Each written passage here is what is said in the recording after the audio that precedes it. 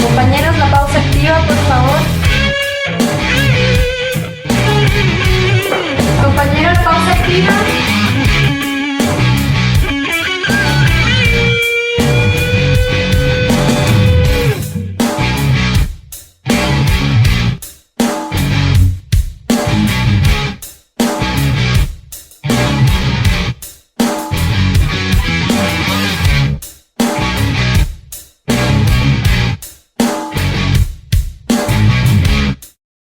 Hoy en la pausa activa vamos a tratar de responder la pregunta: ¿qué es el buen vivir?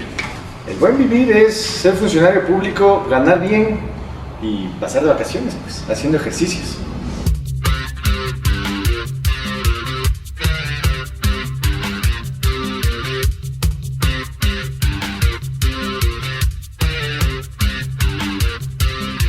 Y no precisamente por tener accesos básicos como educación, salud y otro tipo de cosas que son necesarias para la gente, para la población. Alguien decía el otro día que lo peor que le ha tocado vivir es el buen vivir. Lo importante del buen vivir es que sea colectivo y no solamente individual, es decir, que todos podamos tener una calidad de vida digna, buena, con coberturas, y no solo uno o unos privilegiados.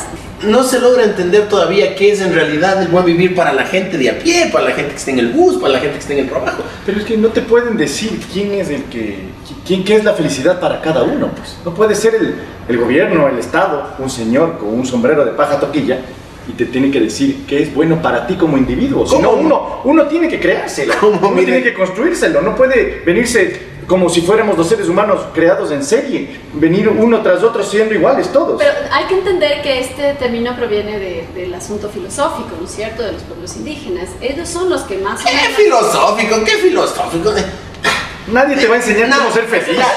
La patria no nació en el 2007, Jessica. No nació en el... Entonces, antes, cuando nadie sabía qué era el Summa Causai, cuando nadie sabía lo que pensaban los pueblos originarios, entonces ahí no había buen vivir. Pero todavía no lo sabemos, ¿no? Esto es parte de la identidad cultural. Lo ¿Qué que no se ha hecho bien es institucionalizarlo. Es hacerlo dentro de la normalidad. Vamos, eso es todo. Vamos, nada más. Bueno, por fuera del chiste, por fuera de la broma, sí tenemos pues que analizar qué significa el buen vivir. El buen vivir, porque nos plantean el buen vivir desde el principio de este gobierno, desde el principio de la Constitución, ¿no? La Jessica decía que era un tema filosófico, de acuerdo, que los pueblos originarios hablan del Summa Causai, de acuerdo, de que la comunidad es importante por sobre el interés particular, de acuerdo, pero que de ahí le trepen a la Constitución y que de ahí le pongan una secretaría y que de ahí le pongan 12 millones de dólares de presupuesto, no, ya es otra cosa. Ya es uno este año, dijo, y que es la entidad más chiquitita del gobierno. Pero ni para pagar sueldos, son mis pero mira, yo creo que hay que aterrizarlo precisamente en el concepto del Summa Causai, que es importante para el tema cultural, es parte de nuestra cultura, es parte de la identidad de los ecuatorianos, el Summa Causai. Eso no significa que haya sido desde siempre. Pero pero nos hemos apropiado como sociedad de eso, en realidad nos hemos apropiado. Sin embargo, lo que no puedes es institucionalizar. Creo que es importante hablar del Summa Causai como parte de la memoria de los pueblos, como la identidad de los ecuatorianos, no solamente de los ecuatorianos, es de los andinos, ¿no?, de quienes habitamos esta parte del planeta.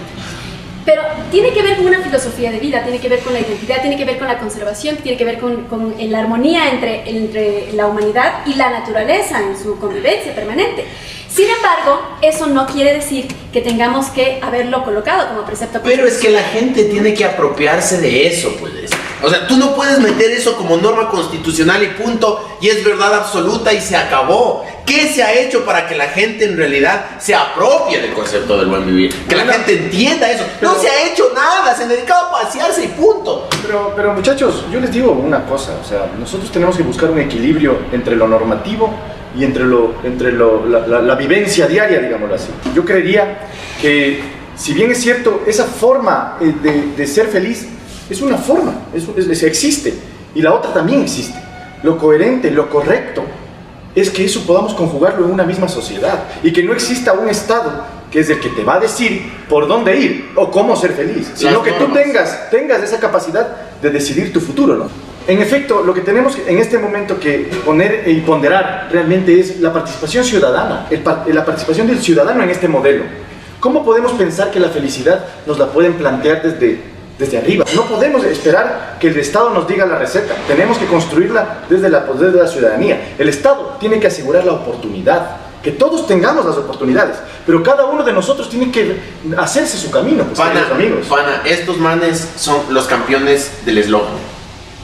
La revolución ciudadana, ni revolución ni ciudadana. La patria va, ni patria ni va. Y el buen vivir, ni bueno ni vivir. Entonces, ellos le han metido todos estos términos como eslogan. Y punto. Para ti, la felicidad es una cosa, el buen vivir para ti es una cosa, pero quizá para las personas que no tienen acceso en este momento a un trabajo, el buen vivir será tener la posibilidad de tener ingresos en su familia para poder alimentar a sus hijos. Pero mira un poco las incoherencias que nos plantean desde el poder, ¿no?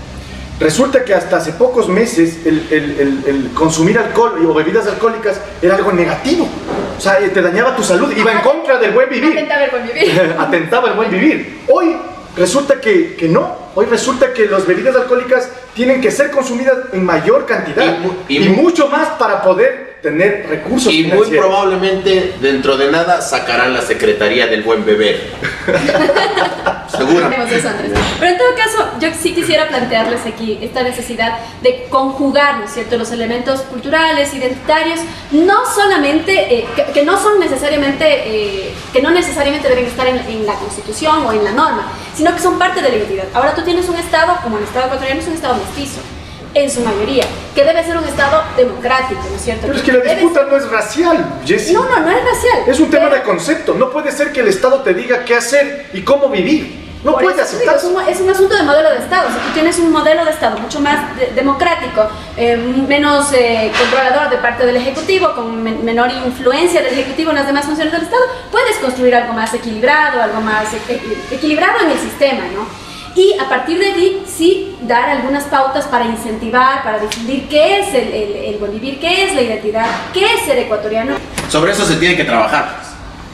No contestar cuando te preguntan cuáles son los avances en cuanto al buen vivir.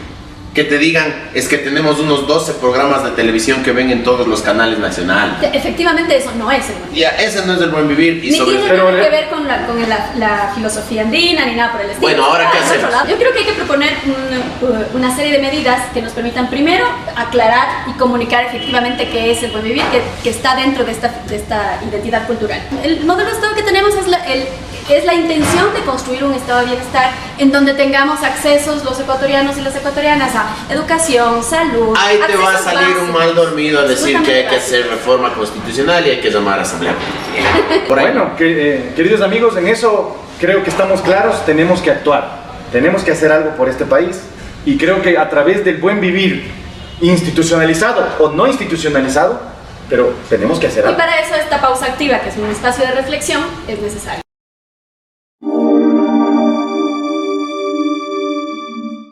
Creo que es importante haber diferenciado el concepto del buen vivir respecto de esta necesidad utilitaria de haberlo llevado a precepto constitucional. Pero más importante creo yo que es rescatar este concepto desde el ámbito cultural, desde la identidad como sociedad, y a partir de ese momento también hacer los arreglos que se requieren, ¿no?, en un nivel constitucional, vía reforma, vía los mecanismos que tengamos para realmente construir o reconstruir, digamos, un modelo de Estado que nos permita tener muchos más equilibrios en la sociedad. Bueno, en efecto, nosotros tenemos que reivindicar al ciudadano.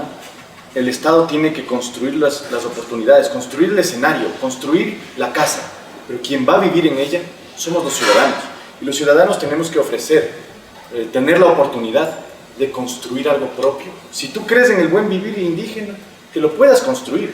Si crees en la felicidad de un ciudadano común y corriente yendo al trabajo y regresando a tu casa, creo que es una gran oportunidad para que todos podamos construir ese modelo individual que tenemos y que el Estado nos asegure esas condiciones mínimas.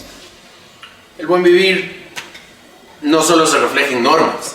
El buen vivir tiene que ser que la gente tenga capacidad de llevar a sus hijos a donde estudiar, El buen vivir debe ser esa oportunidad de la gente para poder vivir con tranquilidad, al menos, con libertad, con justicia, con espacios para poder opinar.